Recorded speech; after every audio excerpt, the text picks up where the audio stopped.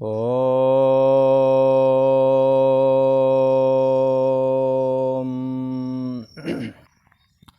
ओम गुरु ब्रह्मा गुरु विष्णु गुरुदेव महेश्वरा गुरु साक्षात् परम ब्रह्म तस्मै श्री गुरुवे नमः।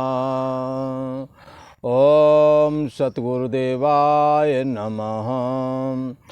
योगेश्वर श्री कृष्ण भगवान की जय। ऐं सरस्वत्यै नमः। पूर्व का प्रसंग चल रहा है।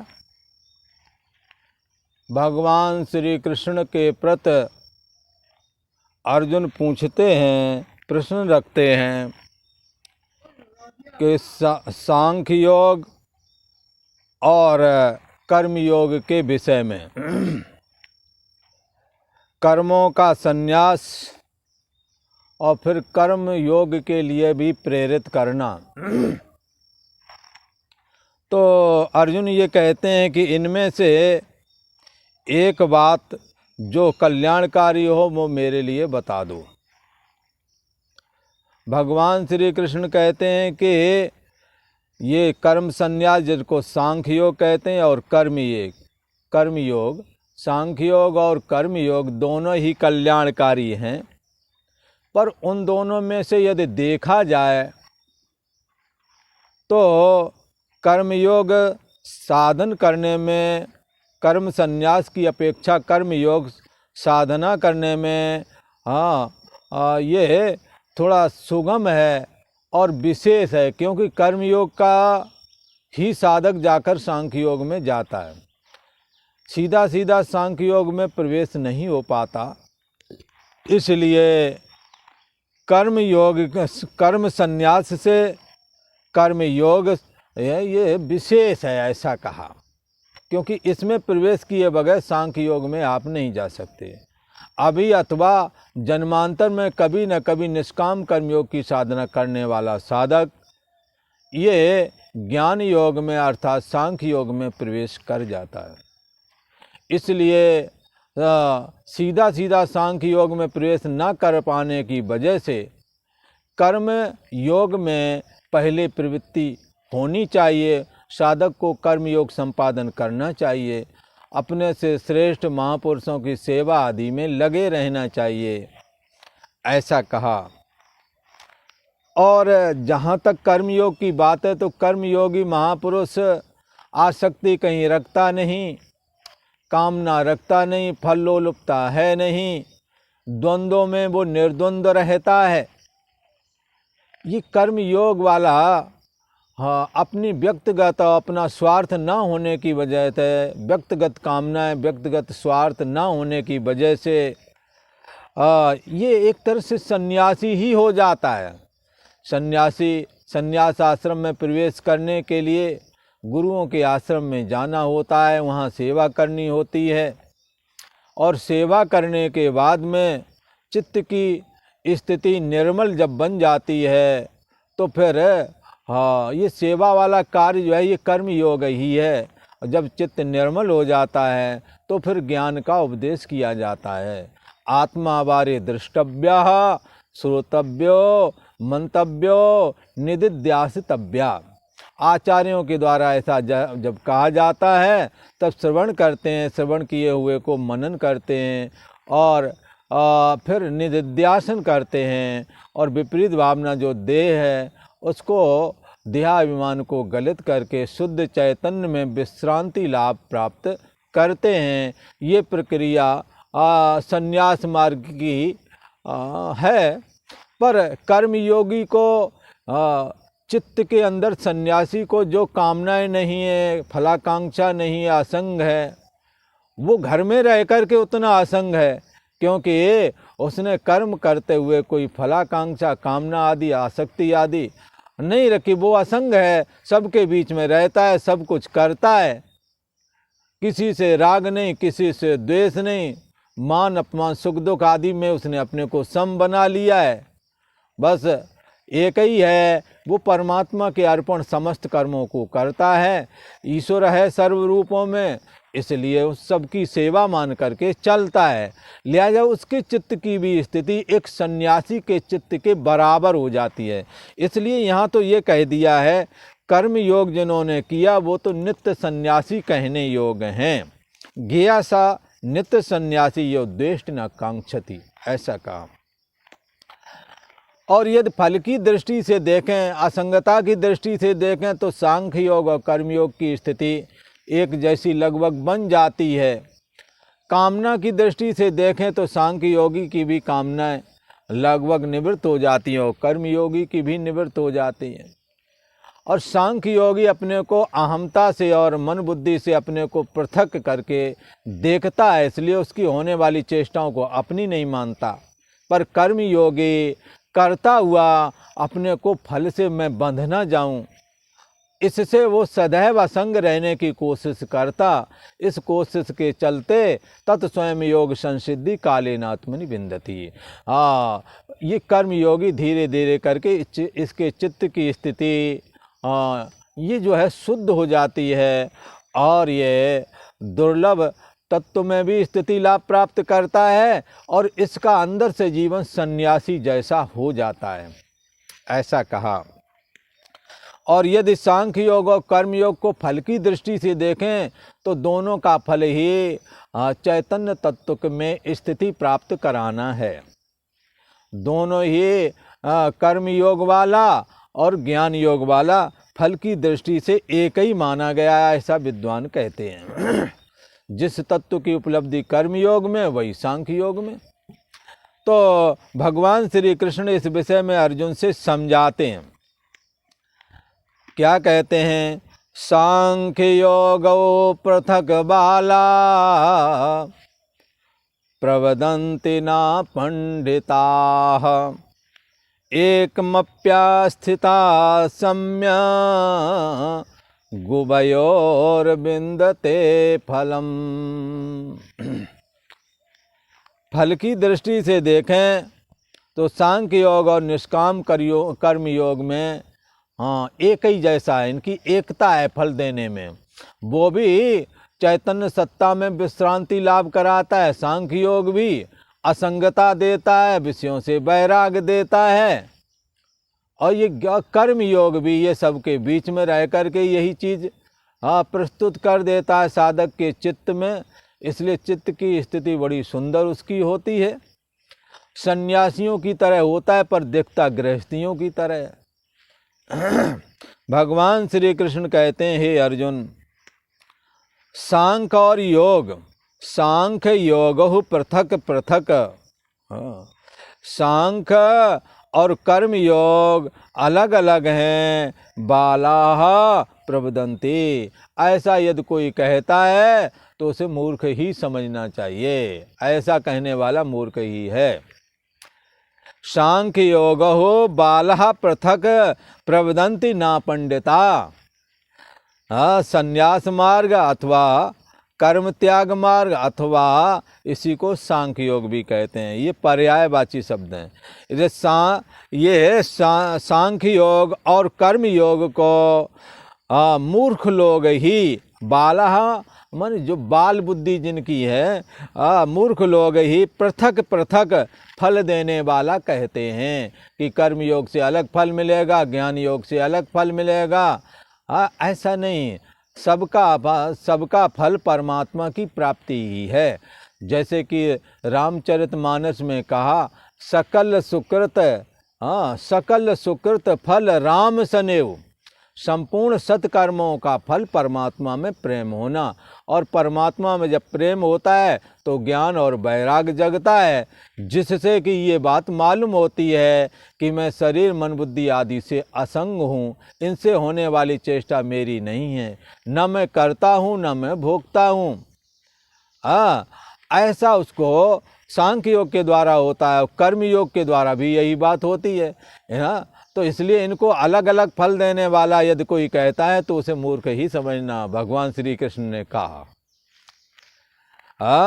तो कहते हैं क्योंकि एकम अपि सम्यक आस्थिता, एक रास्ते में भी ये है कर्म त्याग अर्थात संन्यास मार्ग में, अथवा कहो सांख्य योग, ये 3 शब्द करके एक ही बात को कहते हैं। सांख्य योग वाला हाँ और ये कर्म योग वाला, दोनों में एक भी रास्ते में ये सम्यक रूप से स्थित हो गए, चाहे कर्म योग वाले में चाहे सांख्य योग वाले में, एक में भी भली प्रकार से स्थित हुआ यह पुरुष, दोनों से परमात्मा की प्राप्ति रूप जो फल है ना, कर्म योग से भी असंगता प्राप्त होती है, असंग तत्व का ज्ञान होता है और अपने आप हृदय में परमात्मा विषयक ज्ञान प्रकट हो जाता है। तो उसके लिए कहते हैं 2 रास्ते हैं और दोनों में एक ही बात, परमात्मा की प्राप्ति।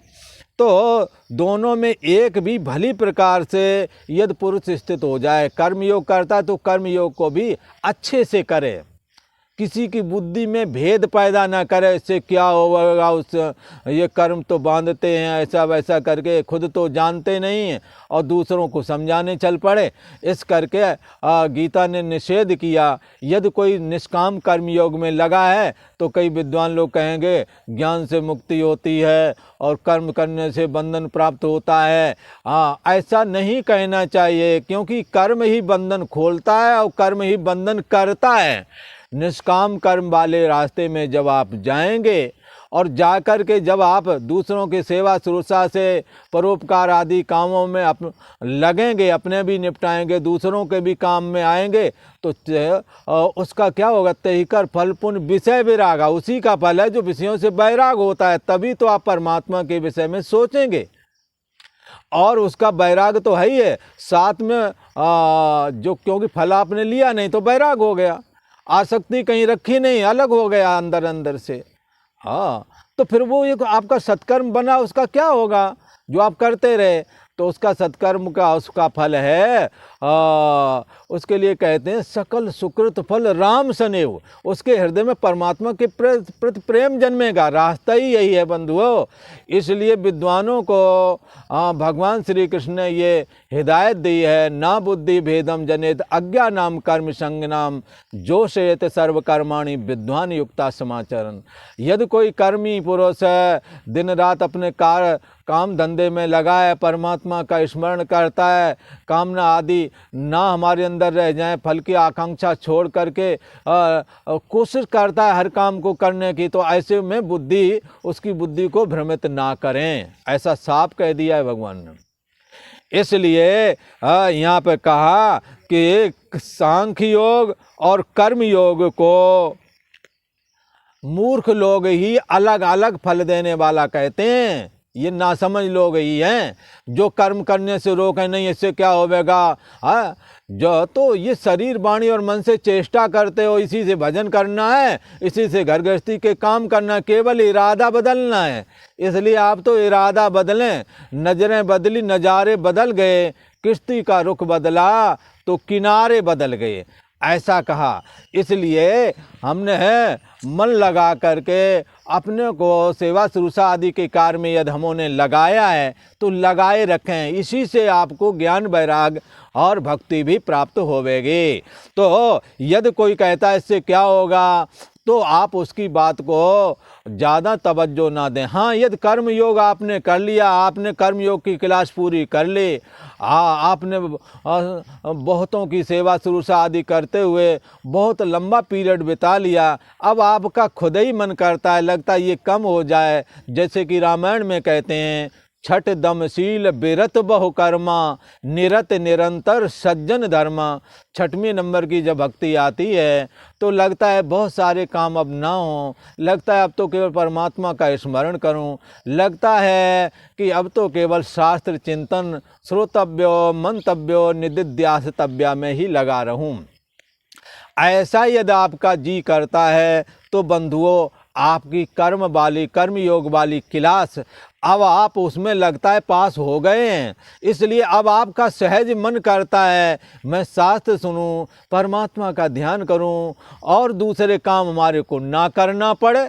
यदि ऐसा जी करता है तो निसंदेह आप कर्म योग की क्लास से ऊपर निकल चुके हैं। यदि आप करते हैं और कदाचित एक बात और भी है, कदाचित किसी किसी को ऐसा लगता है ये ज्ञान योग में ही रुचि ज़्यादा है, और वो क्या है कि जन्मांतर का किया कराया है, अब आते ही उसे संन्यास मार्ग में प्रवेश कर जाते हैं कई। हाँ, बचपन से आए संन्यास मार्ग में प्रवेश कर लिया, उपनिषदों का श्रवण मनन निधिध्यासन आदि चालू कर लिया, स्वाध्याय कर लिया और ब्रह्मचिंतन वाले रास्ते में निकल गए। तो एक वो लोग भी है, पर वो कम हैं बंधु। यदि ऐसा कुछ लगता है तो कोई गुरेज नहीं है, इसमें कोई इतराज़ भी नहीं। यदि आपका ज्ञान मार्ग में प्रवेश हो, सीधा निकल सकते निकलो, तो इसका मतलब है जन्मांतर में आपने साधनाएं कर ली।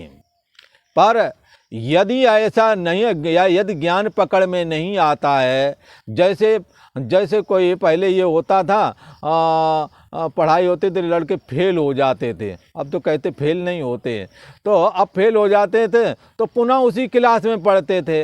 यदि ज्ञान पकड़ में नहीं आता तो कर्मयोग वाली क्लास छोड़ना नहीं, दूसरों की सेवा छोड़ना नहीं, वह आसक्ति तोड़ करके हर जगह अपने आप को सेवा आदि के लिए हमेशा प्रस्तुत करें, ताकि चित्त निर्मल हो और परमात्मा की भक्ति मुझे प्राप्त हो। हाँ, क्योंकि सेवा एक ऐसा है जो सबके हृदय में जगह बनाती है, सबके हृदय में प्यार प्रकट करती है, प्रेम प्रकट करती है। इसलिए सेवा यही कर्म योग कहा गया है, इसी को कर्म योग कहते हैं। भगवान श्री कृष्ण कहते हैं संन्यास मार्ग और कर्म योग वाला मार्ग, जो लोग अलग अलग हैं, अलग अलग फल है, ऐसा जो कहते हैं वो ठीक नहीं, उनकी बुद्धि वो मूर्ख ही समझना चाहिए, विद्वान ऐसा कभी नहीं कह सकता। संन्यास और कर्म योग को मूर्ख लोग पृथक पृथक फल देने वाला कहते हैं, न कि पंडिता। न कि पंडित अर्थात पंडित का मतलब विद्वान, विद्वान पुरुष, विवेकी पुरुष ऐसा नहीं बोल सकता, क्योंकि दोनों में से एक को भी यदि आपने भली प्रकार पकड़ लिया, अच्छे से आपने पकड़ लिया, तो निश्चय ही कल्याण कर देने वाला है।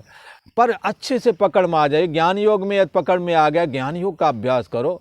यदि कर्म योग में आपको अच्छा लगता है, जैसे कि हमारे यहाँ दिल्ली से लोग आते कहते हैं हमें तो भोजन कराना अच्छा लगता है, हाँ, सेवा शुश्रूषा करना अच्छा लगता है, साधुओं को राशन पानी बांट जाते हैं, भोजन आदि करा दिया, कहते हैं हमें तो, या हम कहते हैं कि कुछ श्रोतव्यो, कुछ श्रवण भी करो, कुछ स्वाध्याय भी किया करो। ऐसा जब कहते हैं तो कहते हैं नहीं हमें वो नहीं अच्छा लगा, हमें तो यही अच्छा लगता है।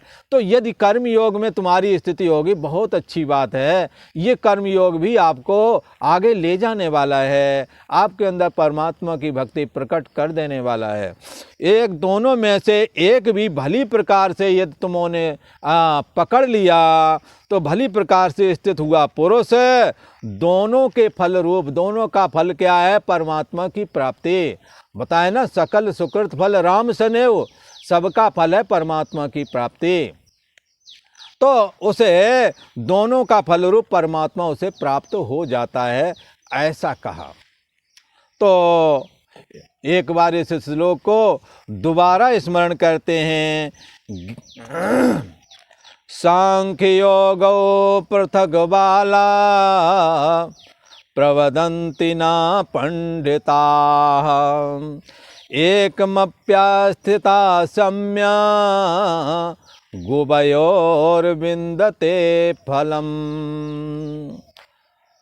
संन्यास और कर्मयोग मूर्ख लोग पृथक पृथक फल देने वाले कहते हैं, ना कि पंडित जन, क्योंकि दोनों में से एक भी सम्यक प्रकार से स्थित हुआ पुरुष दोनों के फल रूप परमात्मा को प्राप्त कर लेता है, ऐसा कहा।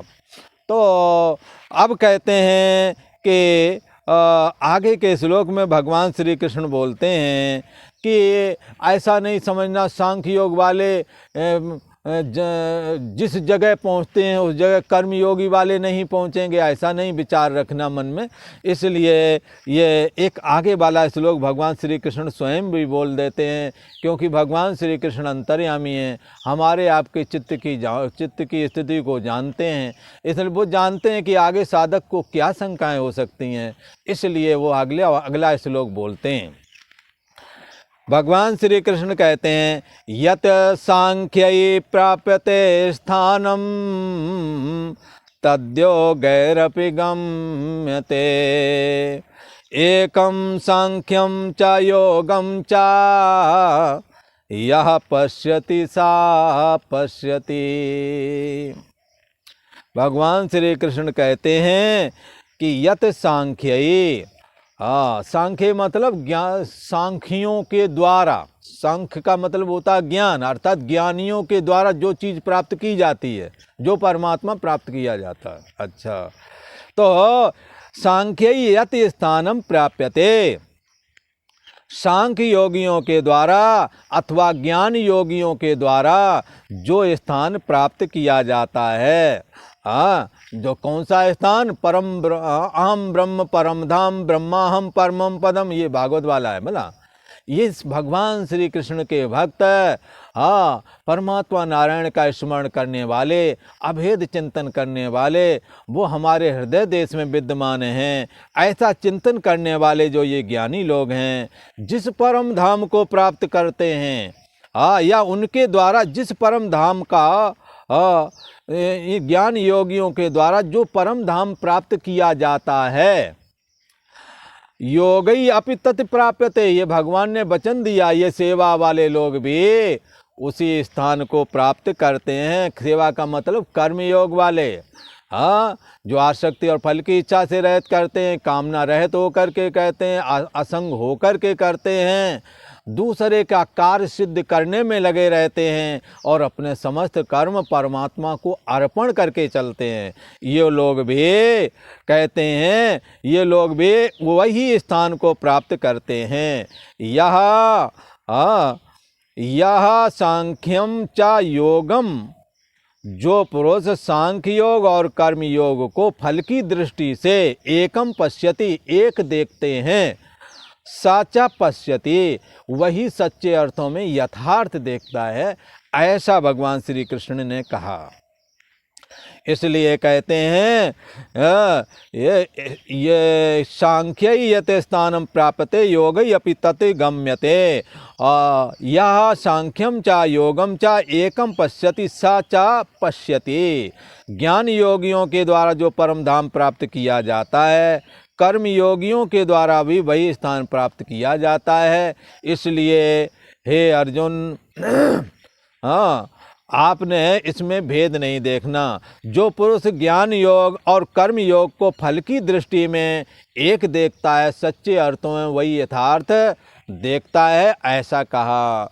और आज इतना ही, आगे की चर्चा आप आगे वाले एपिसोड में श्रवण करेंगे। ओम शांति ही शांति ही शांति ही।